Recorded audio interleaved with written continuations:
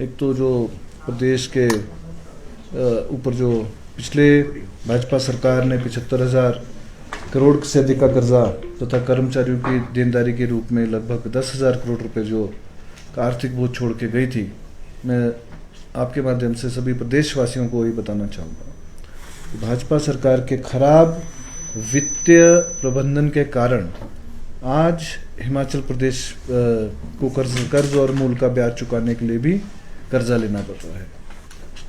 वित्त 2021-22 में जब भाजपा सरकार थी तब प्रदेश में 10,249 करोड़ रुपए की रेवेन्यू डेफिसिट ग्रांट थी, मिलती थी उस समय। 2022-23 में ये ग्रांट 9,377 करोड़ रुपए रह गई, मतलब कि करीबन 1,000 करोड़ रुपए की कमी आई। और अब अगले वित्तीय वर्ष में इसे 3,257 करोड़ रुपए तक सीमित कर दिया गया है। ये दर्शाता है कैसे गवर्नमेंट ऑफ इंडिया, हमारे प्रधानमंत्री जी नरेंद्र मोदी जी प्रदेश के साथ भेदभाव कर रहे हैं। उत्तरांचल का अगर आप देखेंगे तो उनको कोई कट नहीं लगाया गया है, केवल हमें हिमाचल प्रदेश के साथ ये भेदभाव क्यों हो रहा है। और इस ग्रांट में जो कटौती कर इसे 6,258 करोड़ रुपए जो कर दिया गया है। अब जो मैं समझता हूँ जो भेदभाव किया है ये साफ दिखता है, और इन्हीं के लोग, इन्हीं के विधायक गण, इन्हीं के नेता, भाजपा के नेता सरकार के ऊपर इल्ज़ाम लगाते हैं कि वित्तीय स्थिति खराब है। वित्तीय स्थिति तो केंद्र सरकार ने जो है हिमाचल प्रदेश की खराब करी है ना। हमारे को जो जीएसटी का कंपनसेशन के रूप में वर्ष 2017-18 से 30 जून 2022 तक 13,000 करोड़ रुपए प्रदान किए गए थे, परंतु जुलाई 2022 से अब तक सरकार द्वारा प्रदेश को जीएसटी कंपनसेशन जो मैंडेटरी था वो भी प्रदान नहीं किया जा रहा है, जिससे विकास कार्य भी बाधित हो रहे हैं। लेकिन वर्तमान सरकार फिर भी जो है सीमित संसाधनों के चलते अभी प्रदेश को जो है आगे विकास के पथ पर ले जा रही है। हमारी सरकार को बने हुए लगभग अभी 2.25 साल हुए हैं, लेकिन परिस्थिति ये है कि पुराने लोन के मूलधन और ब्याज को चुकाने के लिए भी लोन लेना पड़ रहा है। हमने पिछले 2 वित्तीय वर्ष में अब तक 30,080 करोड़ रुपए का लोन लिया है, जिसमें से 18,854 करोड़ रुपए, जो कि इस लोन का लगभग 63% है, 63% है, पिछली सरकार द्वारा लिए गए लोन का मूलधन और ब्याज के रूप में हम लोग वापस जो है वो कर रहे हैं। इसी के साथ, क्योंकि जो भाजपा है, हम भाजपा से मैं पूछना चाहूँगा आप लोगों के माध्यम से, अगर इतनी जनता हिमाचल प्रदेश की है तो उनको विधानसभा में भी माननीय मुख्यमंत्री महोदय ने, अन्य मंत्रीगण और एमएलएज ने बोला है कि अगर आपको इतनी चिंता है तो आप साथ चलिए, दिल्ली चलिए, प्रधानमंत्री जी से समय लेते हैं, सभी मिलजुल के प्रदेश के हित में जो है प्रदेश को आगे ले जाने के लिए माननीय प्रधानमंत्री जी से जो है ग्रांट भी हम मांगते हैं। हमारी सरकार ने पहली मंत्रिमंडल में की बैठक में पुरानी पेंशन बहाल करने का निर्णय लिया था, जिसमें प्रदेश के 1,36,000 सरकारी कर्मचारी उनको लाभ मिला है। ओपीएस बहाल करने वाला हिमाचल प्रदेश देश का सबसे पहले राज्य बना है। पुरानी पेंशन को बहाल करने से केंद्र सरकार ने प्रदेश को दी जाने वाले 1,600 करोड़ रुपए की ग्रांट जो है वो बंद कर दी है। ये दर्शाता है कि बदले की भावना से जो है केंद्र सरकार जो है वो काम कर रही है। पिछली भाजपा सरकार ने विधानसभा चुनावों के दृष्टिगत 5,000 करोड़ रुपए की मुफ्त रेवड़ियाँ बांटी तथा बिना किसी बजट के जो है इन्होंने प्रावधान कर दिया था। और उसमें मैं बताना चाहूँगा, किसी में भी ना स्टाफ मंजूर किया गया था, ना कोई उसके लिए बजट रखा गया था, केवल अनाउंसमेंट्स के और नोटिफिकेशंस के कागज पत्र पूरे करके जो है संस्थान जो है खोले गए थे। उसके बाद आपदा आई है प्रदेश के ऊपर 10,000 करोड़ से ऊपर का नुकसान हुआ है। वो तो आंकलन जो है केंद्र सरकार की टीम आई थी उन्होंने ही करा था, जिसमें 1 पैसा भी जो है वो केंद्र सरकार ने हिमाचल प्रदेश को नहीं दिया है।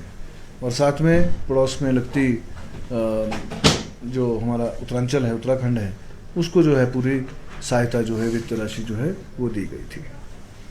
तो यही बोलना चाहूँगा। साथ में ये भी बताना चाहूँगा, कई टिप्पणी माननीय मुख्यमंत्री महोदय बाहर से आए हैं, तो मैंने कई बड़े नेताओं का, अनुराग जी का, जयराम जी का सुना है कि उन्होंने बोला था कि सरकारी धन पे जो है माननीय मुख्यमंत्री जी गए थे। तो मैं क्लियर करना चाहूँगा कि क्या अपने निजी पैसे से कोई व्यक्ति, चाहे वो किसी भी पद पे हो, पॉलिटिकल पे हो या सरकारी हो, क्या वो अपने खर्चे से, उसमें कोई सरकारी खर्चा इन्वॉल्व नहीं किया गया है, वो अपनी जेब से जो है परिवार समेत जो है छुट्टी मनाने गए थे। इसमें कोई गुनाह नहीं है कि अगर वो मुख्यमंत्री हैं और अपनी जेब से पैसे खर्च करके बच्चों को अपने घुमाने ले जा रहे हैं। ये ऐसी टिप्पणी जो है मैं समझता हूँ बहुत, मैं निंदा भी करता हूँ। और साथ में ये भी बोलना चाहूँगा कि जो नेता हमारे मेंबर ऑफ पार्लियामेंट आने वाले समय में जर्मनी जा रहे हैं या कहीं और दूसरे देशों में जा रहे हैं, क्या वो अपनी जेब से खर्च करके जा रहे हैं? ये बात ठीक नहीं है कि किसी के ऊपर जो है व्यक्तिगत परिवार को लेके जाए, उसके ऊपर टिप्पणी करे। साथ में इसी के साथ मैं आप सभी लोगों का बहुत बहुत धन्यवाद करता हूँ। आप लोग आए, अवस्थी जी हमारे साथ हैं, ये MLA साहब, जो कुछ हमारे विपक्ष के साथी, जो भारतीय जनता पार्टी के जो नेता प्रतिपक्ष सहित जो और हमारे विधायक जो साथी हैं, जैसा कि लग रहा है कि संगठन में जो अपना वर्चस्व कायम रखने के लिए आए दिन जो है वो एक भ्रमित बयानबाजी कर रहे हैं। जैसा कि माननीय मंत्री महोदय ने विस्तारपूर्वक बताया, बिल्कुल सही है कि उन्हें पहले जानकारी प्राप्त करनी चाहिए और जानकारी प्राप्त करने के बाद फिर जो अपनी बयानबाजी करनी चाहिए। और जैसे बजट सेशन की तिथियां जो है घोषित हो चुकी हैं, 10 मार्च से बजट सेशन जो है शुरू होने जा रहा है। इसी दृष्टिकोण से जो आज इस तरह से भ्रमित बयानबाजी की जा रही है और व्यक्तिगत टिप्पणियां की जा रही हैं, इसकी हम निंदा करते हैं। मैं ये पूछना चाहूँगा कि आज लोकसभा और राज्यसभा के मिलाकर हिमाचल प्रदेश से 7 जो मेंबर पार्लियामेंट जो है प्रतिनिधित्व कर रहे हैं हिमाचल प्रदेश का, और ये 7 जो लोकसभा और राज्यसभा में जो सांसद हैं, इनके क्या प्रयास रहे जो अभी डेटा जो प्रस्तुत किया आपके समक्ष माननीय मंत्री महोदय ने, रेवेन्यू डेफिसिट ग्रांट में जो कटौती की गई उसको बढ़ाने के लिए आपके क्या प्रयास रहे, और PDA ने जो post disaster necessary assessment committee ने जो एक 9,000 करोड़ के करीब लगभग आंकलन किया था, जो आपदा राहत राशि जो आनी थी केंद्र सरकार द्वारा जो दी जानी थी प्रदेश को, आज तक उसको लाने में आपके क्या प्रयास रहे। तो ये सब बातें जो है आपको जनता के समक्ष रखनी चाहिए। अपने प्रयास जो है वो उनकी भी जानकारी जो है जनता के समक्ष उनको रखना चाहिए। लेकिन मेरा ये कहना है और मैं ये आरोप भी लगा रहा हूँ कि उनके कोई भी प्रयास नहीं रहे, और आज 5 गुटों में जो भारतीय जनता पार्टी बंटी हुई है प्रदेश में, आज हर गुट जो है वो अपने वर्चस्व स्थापित करने का प्रयास कर रहा है और इस तरह की बयानबाजी करके और एक पॉलिटिकल लाइमलाइट में आने की कोशिश कर रहा है। मैं यही कहना चाहूँगा, ये बिल्कुल झूठा और आधारहीन और तथ्यहीन बयानबाजी है। लेकिन बीजेपी तो कह रही है, मुख्यमंत्री जयराम ठाकुर ने कहा है कल ही बयान में कि जो पैसा है केंद्र का उसकी बर्बादी जो है वो प्रदेश सरकार कर रही है। ये मैं इसमें जरूर कहना चाहूँगा कि वो या तो प्रमाण दें। मैं इसके बारे में प्रदेश की जनता को ये बताना चाहूँगा कि जिस 500 करोड़ रुपए की बात वो कह रहे हैं, कि जिसके रेफरेंस में वो टिप्पणी कर रहे हैं, वो 500 करोड़ उनको जानकारी नहीं रही। वो पूर्व में मुख्यमंत्री रहे, 5 वर्ष तक वो हिमाचल प्रदेश में मुख्यमंत्री के रूप में कार्य करते रहे। और जो एक इतने बड़े स्टेचर के नेता जो है अगर इस तरह की बयानबाजी करें तो मैं समझता हूं कि बहुत ही एक निंदनीय भी है और एक चिंता का विषय भी है। और ये मैं आपको स्पष्ट तौर पे कहना चाहूँगा कि जो 500 करोड़ रुपए की राशि जो थी वो ये प्रदेश की राशि थी, प्रदेश सरकार की राशि थी। और लैंड एक्विजिशन के लिए जो है ये राशि बिलासपुर में जो है वो प्रशासन के पास पड़ी थी बैंक्स में। और क्योंकि लैंड एक्विजिशन का कार्य पूरा हो चुका है और उस समय जो राशि बची थी ये अनस्पेंट राशि जो थी ये 500 करोड़ रुपए की राशि जब माननीय मुख्यमंत्री जी और सरकार के संज्ञान में बात आई तो ये तुरंत फैसला लिया गया कि इस अनस्पेंट राशि को जनहित की योजनाओं के लिए खर्च किया जाएगा। इसलिए ये अपनी राशि अपने ही पास जो है वो लाई गई है प्रदेश सरकार द्वारा। तो इसमें इनको आपत्ति क्या है?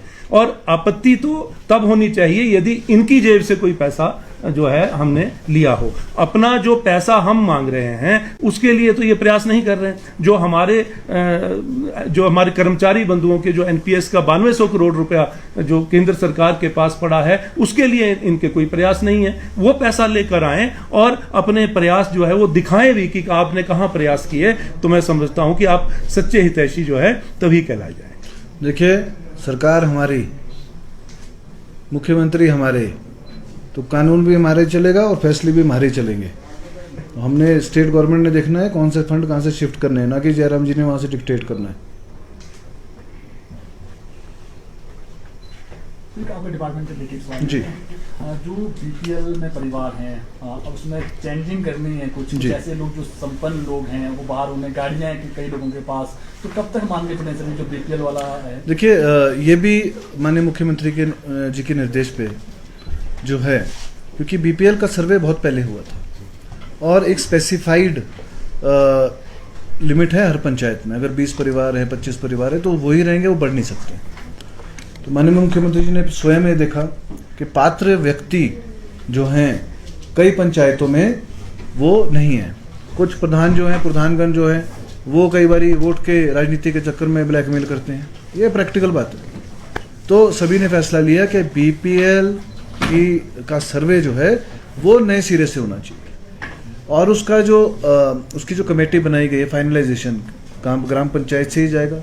सबसे पहले हमने देखा है कि केवल जो अपने चहेतों का नाम ही टॉप नंबर पे भेजते हैं, कोई स्कीम आई, दूसरे गरीब आदमी का आ ही नहीं पाता है।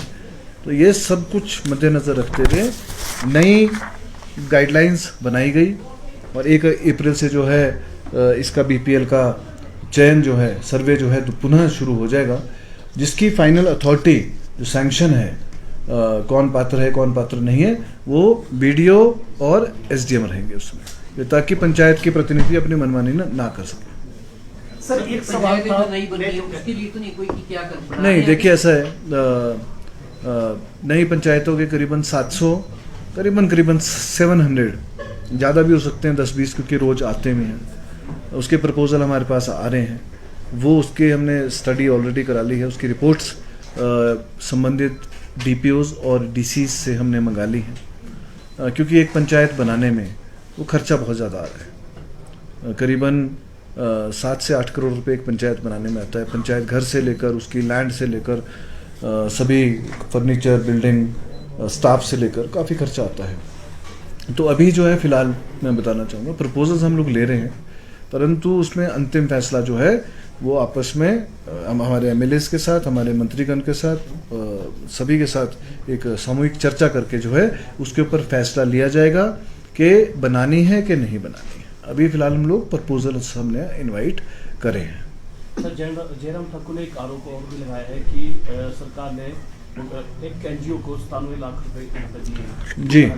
जी, देखिए ऐसा है ना, घर बैठ के अपने समय में तो नोटिफिकेशन ही चेंज करते रहे, सुबह कुछ और करते थे, शाम को कुछ और करते रहे, कैंसिल कर देते थे। मैं साफ बताना चाहूँगा, जो आरोप लगा रहे हैं कि चहेते एनजीओ को दे दिए, हर चीज़ रूल इनको पता है गवर्नमेंट ऑफ इंडिया से मिले हैं। मोदी से जाके पूछे कि क्या किया है क्या नहीं किया। मैं बताना चाहूँगा, state government has constituted state level multidisciplinary grant in aid committee to scrutinize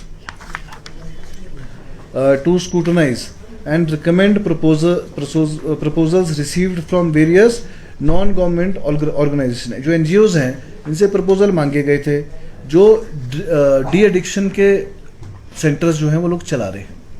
तो उसमें एक दिव्यांगंज एक NGO थी जो कि इनकी एक कमेटी बनती है, गवर्नमेंट ऑफ इंडिया ही उसको स्क्रूटनाइज करती है, पूरे स्टेट को भी वो मॉनिटर करती है. उन्होंने अप्लाई किया था, तो उनको अप्लाई किया है तो करीबन 87.28 लाख रुपए का प्रोजेक्ट जो है गवर्नमेंट ऑफ इंडिया से मिले हैं उनको. तो ये सवाल का स्टेट गवर्नमेंट का को बीच में ला रहे हैं. जो पूछना है वो सेंटर में जाके पूछे, कैंसिल कराना है वहाँ जाके पूछें.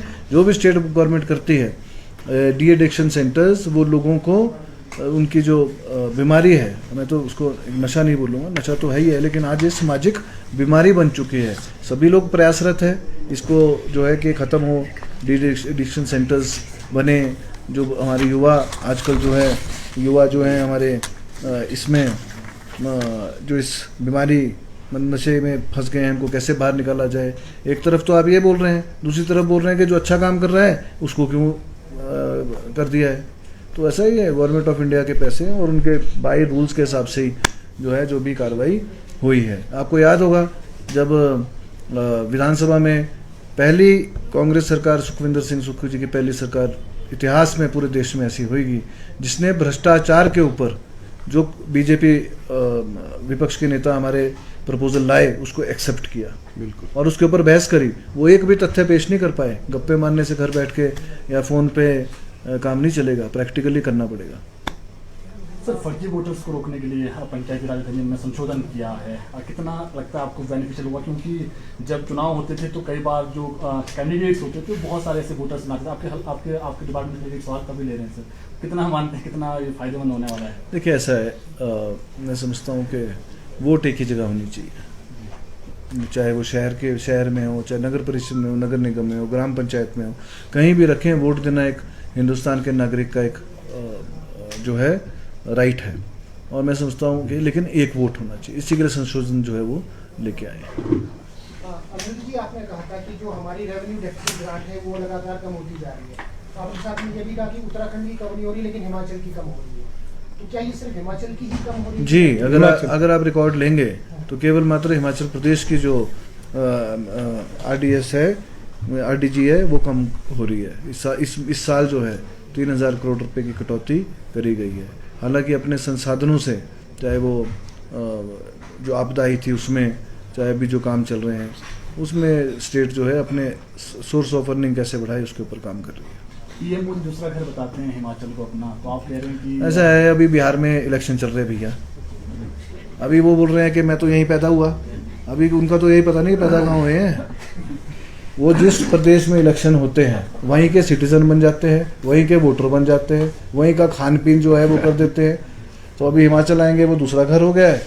तो पता नहीं क्या होगा, मेरे को उन्हीं को पता होगा मेरे ख्याल से. तो अभी मैंने आज की न्यूज़ उनकी देखी कि बिहार में अभी शुरू कर दिया है कि मेरा तो फेवरेट खाना ही है. यहाँ आते सिपुपुड़ी बन जाता है खाना, बिहार में जाएंगे बिहार का बन जाता है, छत्तीसगढ़ जाएंगे वहाँ का बन जाता है. तो ये ऐसा है कि क्या बोले. आज की जो प्रेस कॉन्फ्रेंस में आप सभी लोगों का स्वागत है. आज की जो प्रेस कॉन्फ्रेंस है, एक तो जो प्रदेश के ऊपर जो पिछले भाजपा सरकार ने 75,000 करोड़ से अधिक का कर्जा तथा कर्मचारियों की देनदारी के रूप में लगभग 10,000 करोड़ रुपए जो आर्थिक बोझ छोड़ के गई थी, मैं आपके माध्यम से सभी प्रदेशवासियों को ये बताना चाहूँगा.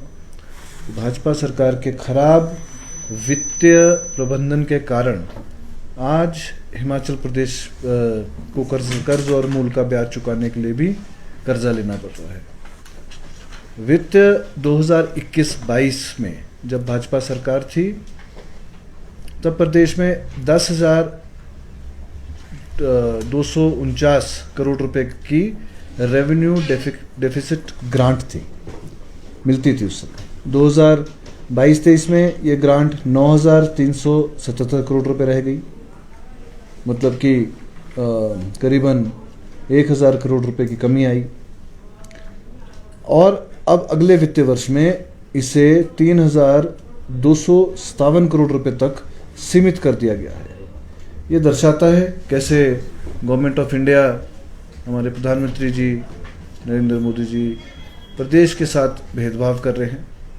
उत्तरांचल का अगर आप देखेंगे तो उनको कोई कट नहीं लगाया गया है, केवल हमें हिमाचल प्रदेश के साथ ये भेदभाव क्यों हो रहा है। और इस ग्रांट में जो कटौती कर इसे 6,258 करोड़ रुपए जो कर दिया गया है, अब जो मैं समझता हूँ जो भेदभाव किया है ये साफ दिखता है। और इन्हीं के लोग, इन्हीं के विधायक गण, इन्हीं के नेता, भाजपा के नेता सरकार के ऊपर इल्ज़ाम लगाते हैं कि वित्तीय स्थिति खराब है। वित्तीय स्थिति तो केंद्र सरकार ने जो है हिमाचल प्रदेश की खराब करी है। ना हमारे को जो जीएसटी के कंपनसेशन के रूप में वर्ष 2017-18 से 30 जून 2022 तक 13,000 करोड़ रुपए प्रदान किए गए थे, परंतु जुलाई 2022 से अब तक सरकार द्वारा प्रदेश को जीएसटी कंपनसेशन जो मैंडेटरी था वो भी प्रदान नहीं किया जा रहा है, जिससे विकास कार्य भी बाधित हो रहे हैं। लेकिन वर्तमान सरकार फिर भी जो है सीमित संसाधनों के चलते अभी प्रदेश को जो है आगे विकास के पथ पर ले जा रही है। हमारी सरकार को बने हुए लगभग अभी 2.25 साल हुए हैं, लेकिन परिस्थिति ये है कि पुराने लोन के मूलधन और ब्याज को चुकाने के लिए भी लोन लेना पड़ रहा है।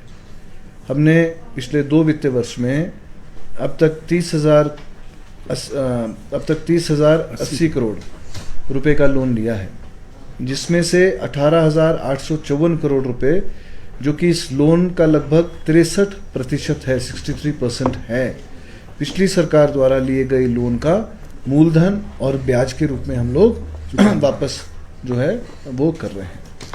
इसी के साथ, क्योंकि जो भाजपा है, हम भाजपा से मैं पूछना चाहूँगा आप लोगों के माध्यम से, अगर इतनी जनता हिमाचल प्रदेश की है तो उनको विधानसभा में भी माननीय मुख्यमंत्री महोदय ने, अन्य मंत्रीगण और एमएलएज ने बोला है कि अगर आपको इतनी चिंता है तो आप साथ चलिए, दिल्ली चलिए, प्रधानमंत्री जी से समय लेते हैं, सभी मिलजुल के प्रदेश के हित में जो है प्रदेश को आगे ले जाने के लिए माननीय प्रधानमंत्री जी से जो है ग्रांट भी हम मांगते हैं।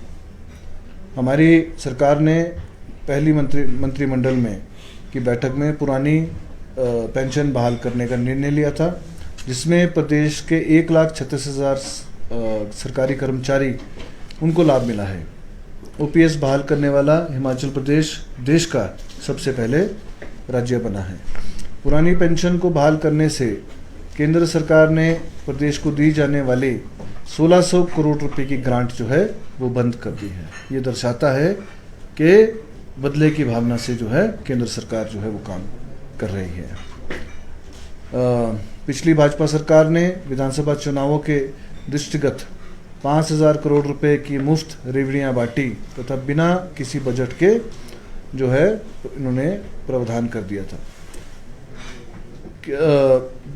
और उसमें मैं बताना चाहूँगा, किसी में भी ना स्टाफ मंजूर किया गया था, ना कोई उसके लिए बजट रखा गया था, केवल अनाउंसमेंट्स के और नोटिफिकेशंस के कागज पत्र पूरे करके जो है संस्थान जो है खोले गए थे। उसके बाद आपदा आई है प्रदेश के ऊपर, 10,000 करोड़ से ऊपर का नुकसान हुआ है। वो तो आंकलन जो है केंद्र सरकार की टीम आई थी, उन्होंने ही करा था, जिसमें 1 पैसा भी जो है वो केंद्र सरकार ने हिमाचल प्रदेश को नहीं दिया है। और साथ में पड़ोस में लगती जो हमारा उत्तरांचल है, उत्तराखंड है, उसको जो है पूरी सहायता जो है, वित्त राशि जो है वो दी गई थी। तो यही बोलना चाहूँगा।